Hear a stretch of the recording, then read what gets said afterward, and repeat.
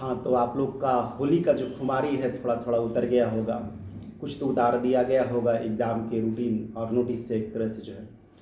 तो देखिए, हम लोग ऐसा उम्मीद करते हैं कि आप जिस तरह से सोच करके घर गए होंगे, वो सोच जो है कामयाब रहा होगा। कम से कम पढ़ाई लिखाई का नहीं तो कम से कम खेलने कूदने और मनोरंजन करने का। अब बात है कि अब आपका पढ़ाई का समय जो है आ चुका है और एक परीक्षा का समय आ चुका है। बल्कि पढ़ाई लिखाई करे हैं तो बहुत अच्छी बात है, नहीं करे तो अब करना ही पड़ेगा। तो जो लोग पाटलिपुत्रा यूनिवर्सिटी के हैं वो लोग का अब एक तरह से जो है मुहूर्त जो है निकल चुका है, रूटीन जो है एग्ज़ाम का वो निकल रहा है। एक तरह से जो है फॉर्म भरा रहा है, बहुत तेज़ी से वो काम करेगा, ये बात सभी को मालूम है। फॉर्म भरा रहा है, उसके बाद प्रैक्टिकल का डेट दे देगा आपको जो है। प्रैक्टिकल वगैरह में वाइवा वगैरह पूछता है नॉर्मली, कुछ कुछ कॉलेजेस में तो बहुत गंभीर वाइवा पूछता है, बाकी कुछ कुछ कॉलेज में थोड़े बहुत प्रैक्टिकल के जो रूटीन्स होते हैं उसको नॉर्मली वो फॉलो करता है। अब बात रहा कि थ्योरी पेपर जो आपका मेन पेपर रहता है एक तरह से, जिसको आप मेन मानते हैं एक तरह से। प्रैक्टिकल तो आप भी जानते हैं एक तरह से कैसे न कैसे बिहार में निकल ही जाएगा, लेकिन इसका कितना बड़ा डैमेज होता है ये बात का अंदाज़ा आपको जो है लाइफ में आगे चल करके मालूम चलता है। अब रहा प्रैक्टिकल को तो आप मैनेज कर लीजिएगा, कॉलेज भी आपको हेल्प कर देता है, लेकिन जो थ्योरी है उसमें आपको ही खुद लगना रहता है। तो अब आप जो है जो भी टॉपिक को लेकर के चल रहे हैं, जैसे मान लीजिए एग्जाम्पल में आप कोई 2 पेपर आप देने वाले हैं ऑनर्स का जो, या आप जो है ऑनर्स का सारा पेपर पार्ट 3 में देने वाले हैं। तो सपोज कर लीजिए कोई एक पेपर को आप उठाते हैं, उसमें आपको 2 या 3 ग्रुप आपको जो है नॉर्मली मिलते हैं। ऑब्जेक्टिव तो पहला क्वेश्चंस दे ही देता है वो, लेकिन बाकी का जो लॉन्ग क्वेश्चंस रहते हैं उसमें आपको जो है वो देता है ग्रुप ए ग्रुप बी ऐसे करके ग्रुप सी भी जा सकता है आपको जो। तो आप उसमें जजमेंट करते हैं कि उसमें कौन कौन से चैप्टर्स ऐसे हैं जो इजी गोइंग है, आपको वो सूट करता है एक तरह से। यदि आप पहले से पढ़े हुए हैं तो बहुत अच्छी बात है, फिर आप डरते नहीं हैं और ना तो आप एक तरह से पैनिक मोड में जाते हैं। आपको रिवीजन करना है, थोड़ा सेलेक्टेड होकर रिवीजन करना है। मान लीजिए पढ़ाई आप इतना कर लिए और आपको रिवीजन इतना ही करना है, तो आप इतना रिवीजन तो करिएगा तो अच्छा हो जाएगा, आप थोड़ा सा इतना कर लीजिएगा, बस यही रहता है। तो आप पैनिक मोड में नहीं जाते हैं। 2 या 4 साल का क्वेश्चन को आप अच्छी तरह से देख लीजिए। पाटलिपुत्रा यूनिवर्सिटी का फॉर्मेशन तो 2018 में हुआ था, 2019 से वो पेपर ही स्टार्ट किया है, तो उसके ज़्यादा पेपर्स तो नहीं मिलेंगे, लेकिन आपको मगध यूनिवर्सिटी जो उसका पेरेंट यूनिवर्सिटी उसके पेपर आपको मिल सकते हैं। बाकी पटना यूनिवर्सिटी के कुछ क्वेश्चंस को कर लेते हैं, क्योंकि पाटलिपुत्रा अपने आप को पटना के समकक्ष रखता है, उससे नीचे वो नहीं सोचता है एक तरह से।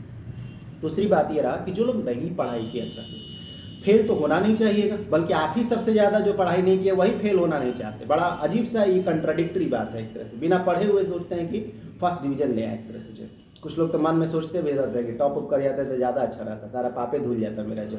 लेकिन बात ये रहता है कि आप ये सोचते हैं एक तरह से जो कि आप पढ़ाई नहीं किए, ठीक है, लेकिन आप बिहार की यूनिवर्सिटी में एडमिशन लिए हैं, ये बात आपके लिए एक तरह से पॉजिटिव बात है परीक्षा पास करने के लिए। जो आप अपने यूनिवर्सिटी का क्वेश्चंस को उठाइए और आप इस फेरे में मत रहिए गेस्ट पेपर आप रट जाइएगा तुरंत। साइंस का गेस्ट पेपर तुरंत रटने में नहीं बनता है एक तरह से जो, ठीक है। आर्ट्स का रहिएगा तो आप थोड़ा रट सकते हैं, साइंस को आपको समझना पड़ेगा। आप 10 क्वेश्चंस में 8 ही क्वेश्चन, 7 ही क्वेश्चन, 6 ही क्वेश्चन, 5 ही क्वेश्चन आप समझिए, लेकिन समझ के जाना होगा, वरना आप भ्रम में रह जाइएगा। वहाँ अनाप शनाप लिखिएगा, आपको नंबर नहीं देगा, आपका रिजल्ट पेंडिंग में चला जाएगा, या आपका रिजल्ट फेल दिखाने ही लगेगा एक तरह से जो, ठीक है। तो जाहिर सा बात यह रहता है कि आप फेल नहीं होना चाहते हैं, और पीपीयू जो है बहुत ज़्यादा लूज एग्जाम नहीं लेने वाला है, जैसा आपको गया जहानाबाद का जो मगध यूनिवर्सिटी लिया करता है वैसा वो नहीं लेता है एक तरह से, ठीक है। वो तो एग्जाम देते होंगे तो मालूम होगा, नहीं तो जो लोग नए होंगे तो दीजिएगा तो मालूम चल जाएगा। अब बात रहता है कि आप कैसे इसको हैंडल करते हैं। तो देखिए, आप बोले कि पहले तो आप कुछ ही क्वेश्चन को समझिए, लेकिन अच्छा समझिए उसको जो, उसके इर्द गिर्द कुछ बुक्स को नॉर्मली पढ़िए, या इंटरनेट का भी सहारा ले सकते हैं एक तरह से जो, ठीक है। उसके आसपास जब पढ़िएगा ना तो आपको समझ में आएगा। मैथमेटिक्स या डेरिवेशन आप रट लीजिएगा क्या, ये इतना भी समझदारी आपको नहीं है कि आप डेरिवेशन को या मैथमेटिक्स को रट नहीं सकते।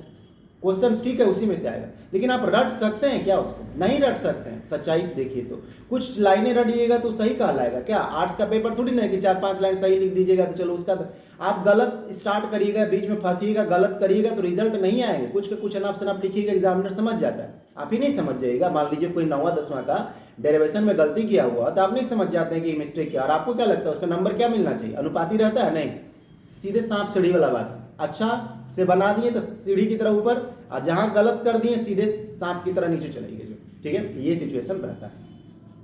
उसके बाद आप ऑब्जेक्टिव्स पे थोड़ा सा आप सोच करके जो है, ऑब्जेक्टिव आपको एक सहारा मिलता है, सेफ्टी वॉल्व रहता है कि कहीं भी खतरा होता है फेल होने का आपका, या नंबर बहुत कम लाने का, या डिवीज़न कम लाने का, तो यदि आप ऑब्जेक्टिव पे ध्यान देते हैं तो आपको नंबर अच्छा से मिल जाएगा एक तरह से जो, ठीक है। उसमें नेगेटिव मार्किंग तो होते नहीं है, ठीक है, ये बात का ध्यान रखना। लेकिन इसका मतलब ये नहीं कि आप अंदाजे मार देते हैं, एक तरह से सोचते हैं, थोड़ा समय देते हैं, ऑब्जेक्टिव ईजी रहता है, बन जाएगा एक तरह से जो।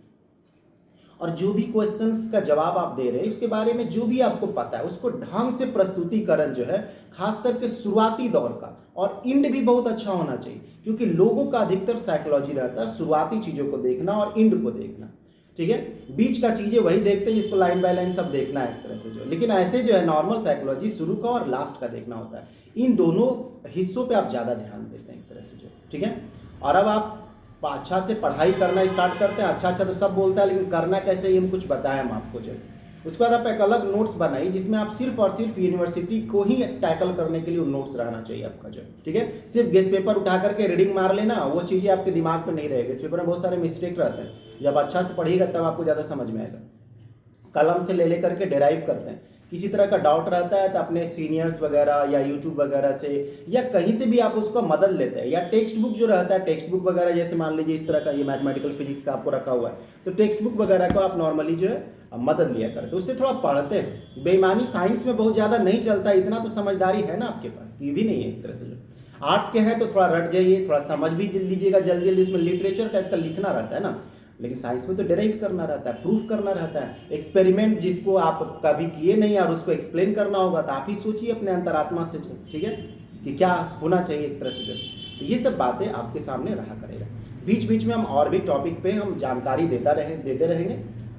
आपको भी किसी तरह का बातें होगा तो आप कमेंट बॉक्स में निश्चित रूप से जो है आप कमेंट करके पूछते हैं, जैसे जैसे पूछिएगा तो हम वीडियो जो है लगातार जो है बना दिया करेंगे, ठीक है। जो पाटलिपुत्र यूनिवर्सिटी के पहले उनको तो ध्यान देते हैं, क्या बाकी वाले को नहीं बाकी वाले को ही ध्यान दें, उसका भी एग्जाम का मुहूर्त नहीं निकला है, लेकिन बाकी भी सतर्क हो जाइए, नहीं तो आपका भी वही सिचुएशन होगा जो पीपी वाले का लग रहा है, समय से पहले जो एग्जाम डिक्लेयर कर दिया है, तो ऐसा जो लग रहा है एक तरह से, ठीक है।